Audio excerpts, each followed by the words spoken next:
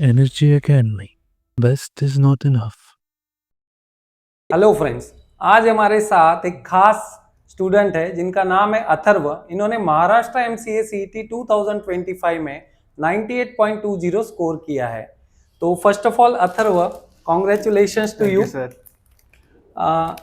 तो अथर्व, क्या वो मोमेंट था जब आपने रिजल्ट देखा? क्या आप उस दिन एक्सपेक्ट कर रहे थे कि ये स्कोर आएगा? नो सर, मुझे एक्सपेक्टेड ही नहीं था कि इतना आएगा। मुझे लगा था लगभग 90-92 परसेंटाइल आएगा। राइट। जिस तरह से एग्जाम गई थी, मैथ्स बहुत टफ था एग्जाम में, तो मुझे लगा था ओके। कि 90 परसेंटाइल तक आएगा। लेकिन जब रिजल्ट आया तब मुझे मैसेज आया था मोबाइल पे कि आपका रिजल्ट लगा है, results are good. Out. Okay. जब मैंने देखा लैपटॉप पे तो बहुत बड़ा शॉक लगा, और मेरी मम्मी भी बहुत खुश हो गई। उसने बहुत जोरों से पकड़ा मुझे कि इतने आ गए। बहुत अच्छा लग रहा है मुझे तो इसे। फाइनली जो आपने सोचा था वो फ्रूटफुल हुआ और वो यस। कंप्लीट हुआ। यस सर, तो एग्जैक्टली। अथर्व, अब आगे क्या प्लान है आपका? राइट, कि कौन सा कॉलेज, या पुणे प्लान कर रहे हैं, मुंबई प्लान कर रहे हैं, क्या प्लान कर रहे ओके हैं? सर, मेरा तो प्लान है कि पुणे में ही करना है कॉलेज एमसीए के लिए। तो जब मेरिट लिस्ट आउट होगी तब एक्चुअली प्लान करना है मेरा। एग्जैक्टली। तो अथर्व, अभी आप बीसीए कर रहे हो, राइट? तो जिस कॉलेज में आप हो या उस टाइप के जितने भी कॉलेजेस, पुणे की बात करें, महाराष्ट्र की बात करें, तो क्या बीसीए लेवल पे इजीली कॉलेज से प्लेसमेंट हो जाते हैं क्या? और अगर हो जाते हैं तो वो कहाँ होते हैं, कैसे होते हैं, थोड़ा इसके बारे में बताइए। कॉलेज में तो प्लेसमेंट जल्दी आते नहीं है, बहुत कंपनीज आते नहीं है कॉलेजेस में। लेकिन अगर हो भी जाए, अगर कंपनीज आ भी रही है, तो वो कमर्शियल या मैनेजमेंट बेस्ड कंपनी आती है। Technical okay. बहुत ज़्यादा नहीं रहता है उनका।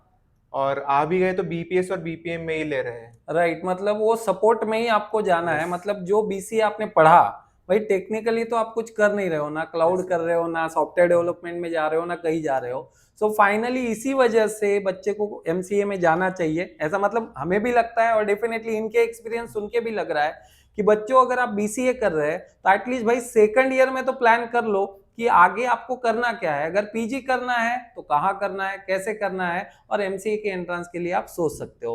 सो अथर्व, ड्यूरिंग दिस जर्नी जो भी आपने पढ़ाई किया, कोई ऐसा मोमेंट आया होगा जब बिल्कुल डिमोटिवेट हो गए होंगे कि यार अब तो नहीं होने वाला, क्योंकि एकेडमिक्स भी आपको बैलेंस जो करना था।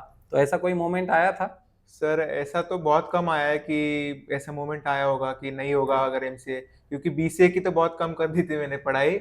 और जब से क्लास लगाया था एनर्जी एकेडमी, तो सपोर्ट तो बहुत मिला क्लास से, और लग रहा था कि हाँ अभी हो ही जाएगा। राइट, तो दोनों चीजें आराम से बैलेंस आपकी हो रही थी। तो यस कोई सर। आपने ऐसा रूटीन बनाया होगा दिन में, कोई टाइम टेबल स्टडी का, ऐसा कुछ कि एकेडमिक्स को पर्टिकुलर टाइम देना है? या कुछ बच्चे ऐसा प्लान करते हैं 3 दिन एकेडमिक्स, 3 दिन आपका एमसीए, ऐसा कोई आपका प्लानिंग था रूटीन में? सर, मैंने तो क्या किया था, पहले एमसीए स्टार्ट किया था, एमसीए सीईटी का। तो मैंने प्लान किया था जब सीईटी होगा तो उसके बाद 1 महीने में पूरा कॉलेज का करना है। हम्म। और जब कॉलेज स्टार्ट हुआ था तब लगभग 1 महीना पढ़ाई की थी। उसके बाद जब सीईटी हो गई तब फुल फ्लेज मैंने पढ़ाई स्टार्ट की थी। Very good. तो इस दौरान लाइक मॉक्स का कितना इंपॉर्टेंस होता है, what do you think? Sir, बहुत इम्पोर्टेंस रहता है मॉक का। मॉक जब हम देते हैं तभी हमें समझ में आता है कि हमने कितनी तैयारी की है। और उसके बेसिस पे हम बोल सकते हैं कि हाँ, मुझे तो 90 परसेंटाइल के लगभग आ सकते हैं जब हम करें तब। सही है। वैसे एमसीए के बारे में कब आपको पता चला कि यार करना ही पड़ेगा? मतलब जैसे 12th के बाद में आपने बीसीए में तो एडमिशन ले लिया होगा, उस टाइम तो बीसीए की सीईटी भी नहीं थी आई yes. Think, yes right? Sir. तो आपने एडमिशन तो ले लिया, तो फर्स्ट ईयर में ही पता था आगे एमसीए करना है? थोड़ा कैसे पता चला और कब आपने डिसाइड किया भाई एमसीए तो करना ही पड़ेगा? ओके, जब बीसीए में कर रहा था कॉलेज में, तभी पापा ने बताया था कि सेकंड सेम चल रहा था।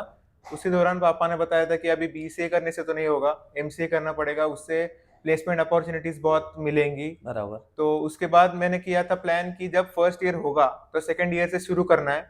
लेकिन तभी भी मुझे लग रहा था कि नहीं, सेकंड ईयर जब होगा तब थर्ड ईयर में कुछ कर लेंगे। ओके। सो कब आपने अप्रोच किया फिर एनएसजे एकेडमी को एंड ऑल? सर, जब सेकंड ईयर खत्म हुआ, जब मई महीना, अप्रैल मई महीना चल रहा था, तब मैंने स्टार्ट किया था एक्चुअली रिसर्च करना कि हाँ एमसीए सीईटी तो करनी है। तो उसके लिए पढ़ाई कैसे करनी है, कौन से क्लासेस है, तो आपका क्लास मुझे दिखा था एनएसजी एकेडमी गोल पे। तो राइट। आपसे मुलाकात होने के बाद सब सॉर्ट हो गया। फाइनली आपने डिसीजन ले लिया यस सर। एंड जो हुआ है सब आपके सामने है। Yes sir. आपके अभी कॉलेज में भी काफी स्टूडेंट्स होंगे, क्लासमेट्स होंगे, क्या सबको पता था कि यार एसबी बीसीए के बाद सीईटी देना है, और सभी लोगों ने एमसीए के लिए प्लान किया था? कि आज भी ऐसा कोई यानी ग्रुप है कुछ बच्चे ऐसे भी है, जैसे आपके पापा ने आपको गाइडेंस दे दिया भाई आगे एमसीए कर लो, बट बहुत से बच्चे आज भी ऐसे हैं जिनको पता ही नहीं है, और पता है भी तो वो एक डर होता है अलग सा। Yes, sir. तो क्या लगता है आपके क्लास में अगर परसेंटेज की बात करें, इफ देयर इज लाइक 100% बच्चे होंगे तो कितने बच्चे ऐसे होंगे जिनको पता ही नहीं होगा? सर लगभग 50 से 60% रहेंगे जिनको पता नहीं था कि ऐसे करना है। थर्ड ईयर में जब आए, जब फिफ्थ सेम चला, तब उनको पता चला कि हाँ एमसीए के लिए सीईटी देनी पड़ती है। हाँ, और फिर सडन से फॉर्म भर दिया, Yes, sir. थोड़ा बहुत प्रिपरेशन कर दिया Yes, और sir. जाके बस सीईटी दे दी। Yes, sir. ओके, तो कौन सा सब्जेक्ट आपके हिसाब से हम कहेंगे कि टफ है सर एमसीए की सीईटी में? लाइक यस सर, सर मुझे तो मैथ्स लग रहा था। Okay. जब वो डिफरेंशियल इक्वेशंस रहेंगे, ज्योमेट्री, कोऑर्डिनेट ज्योमेट्री रहेगा, तो उसमें थोड़ा लग रहा था कि हाँ इससे कुछ तो तकलीफ होगी बाद में। Right right. So NHG academy में आपको ऑनलाइन मोड भी मिला, ऑफलाइन मोड भी मिला। Yes, sir. जब आपको टाइम मिला आपने ऑफलाइन भी अटेंड Yes, किया, sir. कभी ऑनलाइन भी अटेंड Yes, किया, sir. और रिकॉर्डेड मोड तो मिलता ही मिलता है। Yes. So what do you think in तीनों मोड में से बेस्ट क्या होता है? सर मुझे पर्सनली लगता है कि ऑफलाइन मोड सबसे बेस्ट रहता है, क्योंकि आप तो सामने ही है, तो कोई डाउट्स आए, कोई प्रॉब्लम बिल्कुल। आए तो आप सॉल्व पक्का करेंगे वो। बिल्कुल, और आपने किया वो, इसलिए बहुत अच्छा लगा। सो अथर्व, ये जो ओवरऑल आपकी जर्नी रही, जो सक्सेस आपने अभी अचीव किया है, इसमें अगर पेरेंट्स की बात करें, डेफिनेटली आपके तो एफर्ट्स थे, बट पेरेंट्स और एनएचजी एकेडमी का किस तरीके से योगदान रहा? सर पहले तो पेरेंट्स ने बहुत सपोर्ट किया, मम्मी पापा बहुत सपोर्ट कर रहे थे कि हाँ तुम कर सकते हो और बहुत अच्छा चल रहा है तुम्हारा।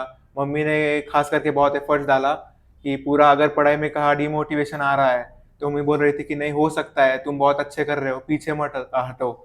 और पापा ने भी बहुत सपोर्ट किया, वो बोल रहे थे कि हाँ एमसीए करना है, तुम बहुत अच्छा कर रहे हो और तुम बहुत अच्छे से कर सकते हो, उसके बाद भी तुम पीछे मत हटो। और मेनली थैंक यू सर कि आपने बहुत सपोर्ट किया था इस जर्नी में, और आपने अच्छे से पढ़ाया था, पूरे डाउट्स भी अच्छे सॉल्व कर रहे थे आप, इसलिए बहुत सपोर्ट मिला sir. Definitely. So friends, overall Atharva की अगर जर्नी देखें तो काफी कुछ आपके लिए भी सीखने जैसा है कि देखिए पेरेंट्स के सपोर्ट की वजह से और खुद के भी एफर्ट्स की वजह से जो भी कुछ जर्नी थी काफी स्मूथ उसकी रही है। कहीं भी डिमोटिवेटिंग अगर उसने फील किया है तो पेरेंट्स का सपोर्ट डेफिनेटली उसके काम आया। दोस्तों, अथर्व की जर्नी जिस तरीके से रही है, डेफिनेटली आप भी इसी पाथ पे आगे बढ़ सकते हो। Atharva, I wish you best of luck. बिल्कुल आगे इसी तरीके से आपको आगे बढ़ना है। Thank you very much. Thank you sir.